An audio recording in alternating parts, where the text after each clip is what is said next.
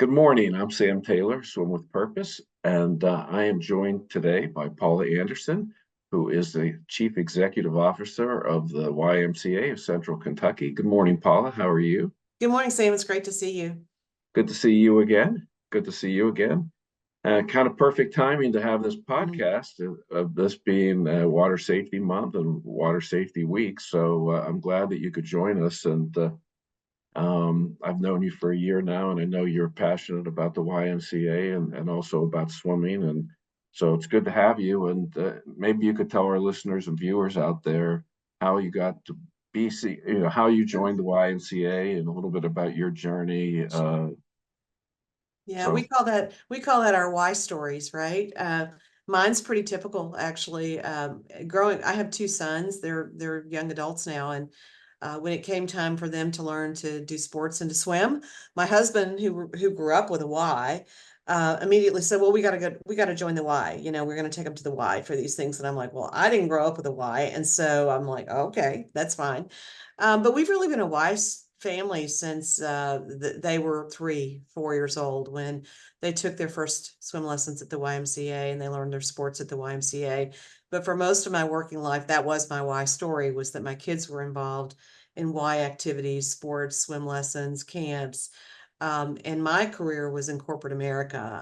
I was a journalist initially, moved into the human resources business space about mid-career, and then had a career with Lexmark International for 10 years as the director of human resources and other things in that 10-year period for a global company. And so when my youngest went to college, I had always been really involved in nonprofits from the board perspective.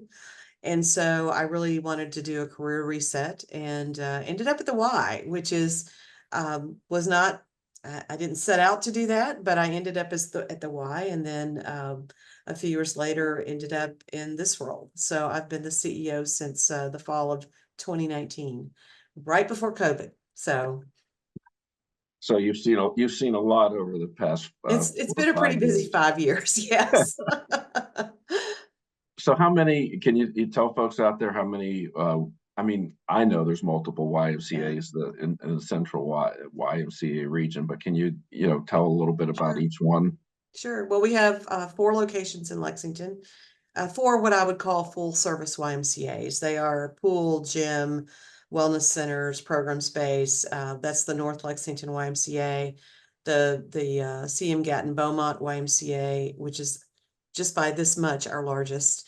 The Whitaker Family YMCA, which is just behind Beaumont in terms of largest, and then our High Street YMCA, which is the downtown location for the Central Kentucky Y. And then we have one YMCA in Frankfort that's not what I would call full service because it doesn't have a pool or a gym, but Prevention Park operates on the west side of Frankfort.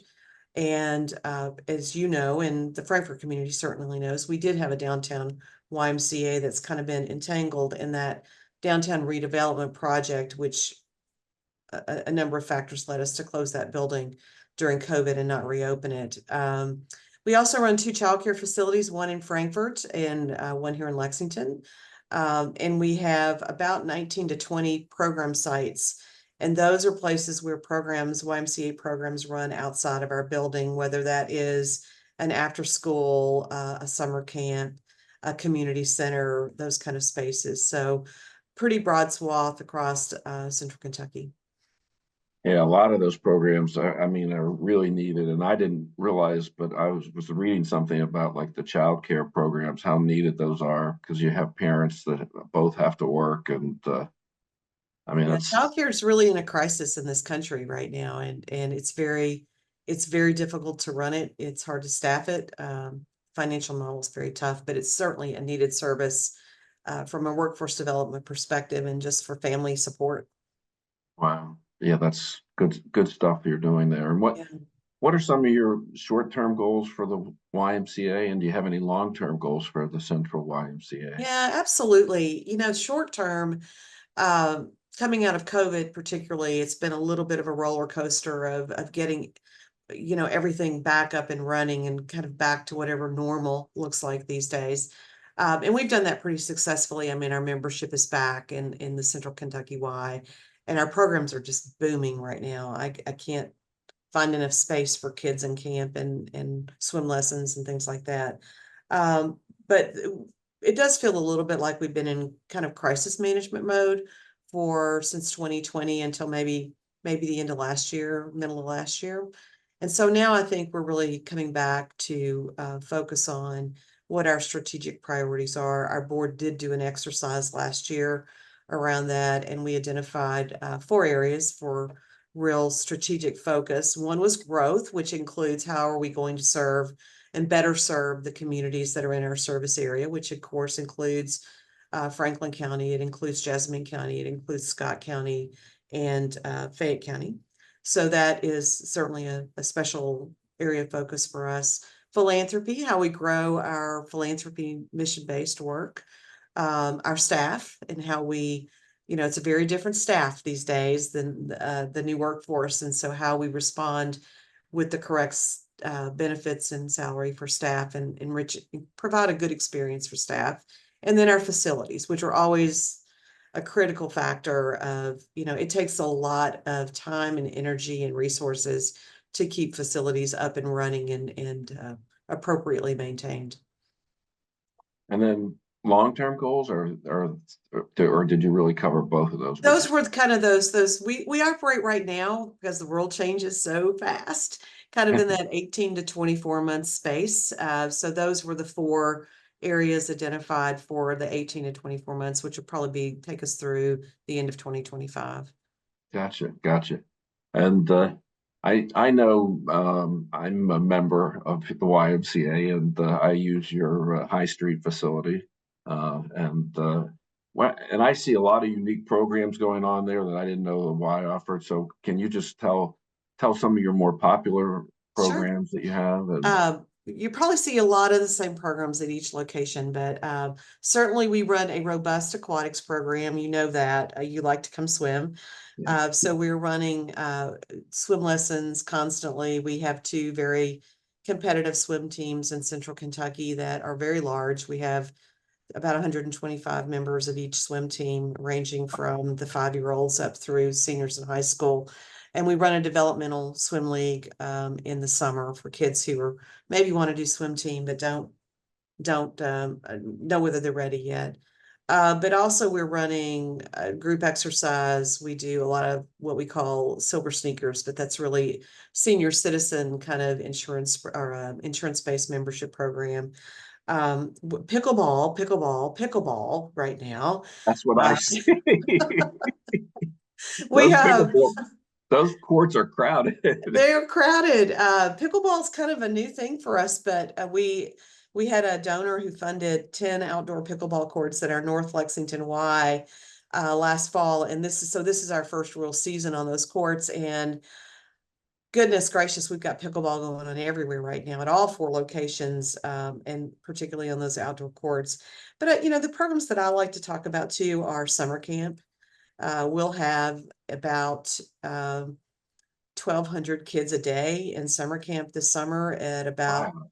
16 different locations, including one at Second Street in Frankfort.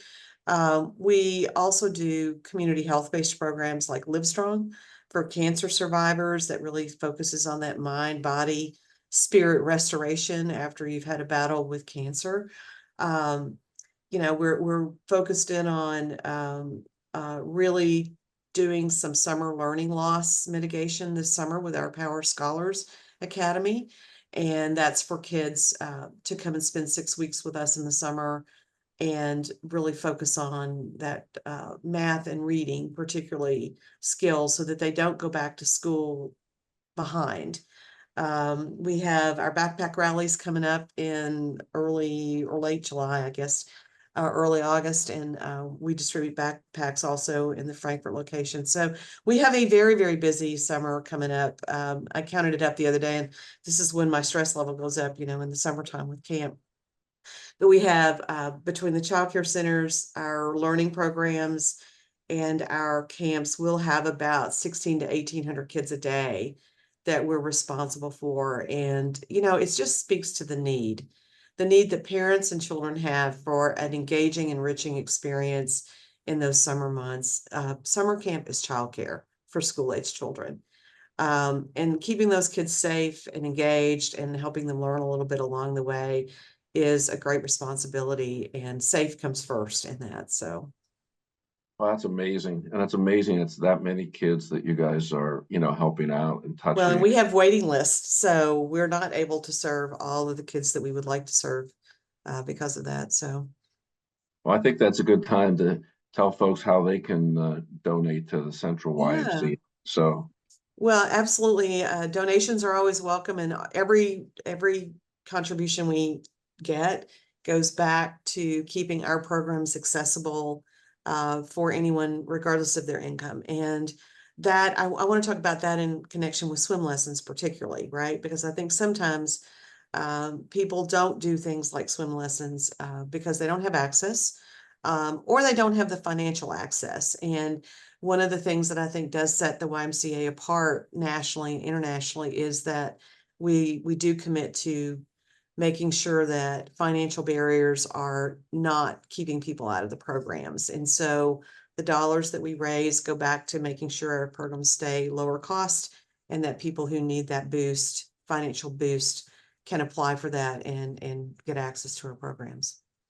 yeah. So what is your website for the Central YMCA, Paula? It is YMCA.CKY.org, and that CKY is important. And there's a donate button at the top, and also just a great resource for learning about what our programs are and how we are serving the communities that we're in. Great, great. Yeah, I've been to that website, um, and for our listeners out there, she's like Paula said, there's a waiting list, so we need to get more money to the YMCA to help them get more instructors and camp counselors and those type of people that can provide the services that are needed. So that's great. Well, you kind of touched on it, but you and I discussed a little bit a little while ago, just a couple, before this call started, about the new CDC Yeah. study that came out last week. That is amazing because drownings have gone up in the U.S. over the past 5 years instead of down, which there's been a downward trend for decades. So that's a little alarming. And I think what's more alarming to both of us is how, minorities are impacted by drownings. I 2 out of 3 Black adults and 3 out of 4 Hispanics have never had a swim lesson in their life. Right. So hence their drowning rates are 50% higher for overall, and in children it's up to 10 times higher in certain age groups. So, and that's kind of where just a little bit, that's why Swim with Purpose, I was passionate about getting that pool back running at Kentucky State University, which the YMCA had programs there. And that's why we both want that to happen. But could you talk a little bit about what you were doing at the YMCA, I mean, at Kentucky State with the YMCA aquatic Yeah. programs, the different, programming you had there, and what's kind of missing now from Franklin Right. County? Well, when we had to close the downtown Y, and that pool, sometimes pools on the surface don't look that bad, but underneath the innards of a pool is very complicated. The dehumidification systems, the filters, and the chemicals and all the things that go into a pool. And so when that pool at the downtown Y, we didn't reopen that. We partnered with Kentucky State University to use the pool at Exum for about a year, I think. My dates run together during COVID, so forgive me if I'm a It little. does for all of us. So during that year, I mean, our goal was to get the pool back open, not just for our members, but for the Kentucky State community, and to get our swim teams back in the pool. And so Kentucky State really allowed us to come in and manage that pool for that year. And so we provided the lifeguards. We, worked with them on pool maintenance and chemicals and things like that. But then that pool broke. And so one thing we hadn't been able to get back up and running at that time was swim lessons. Uh, and that's such an important thing in a community, to have children to have access. In the old pool in the downtown Y, one of the programs we did was we taught second graders at Second Street how to swim. And that's an important program for us. And just making sure that there is a spot in the community for swim lessons for people to teach swim lessons who are certified to teach swim lessons. It's not just an anybody jump in the pool kind of thing to teach swim lessons. Mhm. But in that year, we were able to provide some pool services in a community that really desperately wants pool services. Um, and then that pool broke. So you and I have both been involved almost from the beginning in the conversation about what the Kentucky State pool needs to come back online. And I do think that one of the things I've learned a lot about during my time at the Y, and full disclosure, I'm not a great swimmer, but I made sure my kids are great swimmers. And so because I wasn't a great swimmer and because I have a healthy respect for the water, I wanted to make sure that my kids could swim early. But pools are very complicated and expensive things, and repairing them, maintaining them, is a big ticket. And they work within the Y structure because of membership. So a pool is a part of membership in a Y, but not all members use the pool. But all members help pay for the pool. And you could make the same case about a gym or a wellness center. Our swimmers don't necessarily use those amenities, but they help pay for those amenities. So the cost of a standalone pool is really challenging financially. And that's, I understand Kentucky State, who's been just a great partner with us, has a lot of things to work on right now. And they continue to talk with us about the pool and operate toward trying to find a pool resource for Frankfort and Franklin County. And the good news is we're all at the table. The bad news is that it's a complicated process. Yeah, it is. I think everybody wants the same thing. It's not that we don't want to have a pool for Frankfort and Franklin County, but it is not as easy, I think, sometimes as people think it is. So we do continue to work toward that goal, Yeah, and we'll continue to work toward that goal. yeah. Yeah, when I was swimming at Kentucky State for that year when the Y was over there, I mean, I saw water aerobics for, Mhm. mainly seniors, but any age Right. could join. But it's a nice low impact workout for seniors that they don't have access to now. People were lap swimming like myself, and Mhm. and I saw that some people were, teach. Well, I knew about the second grade program that you had, which was great, and I also saw college students getting swim lessons for the first time there. Kentucky State young adults, 18, 19-year-old kids, you could tell were just learning how to, Right. having their first swim lessons, which was, great. And want to get that pool reopened again so we can have those programs available to all those different, people in the community and the students and staff at Kentucky State. Well, any kind of recreational facility that gives people an opportunity to be healthy, I think is a great attribute in a community. So if you're a walker, it's trails and walk tracks. If you're an exerciser, it's wellness centers. And if you're a swimmer, it's the water. And Right. so many, particularly our older adults, really like that low impact opportunity to exercise and move.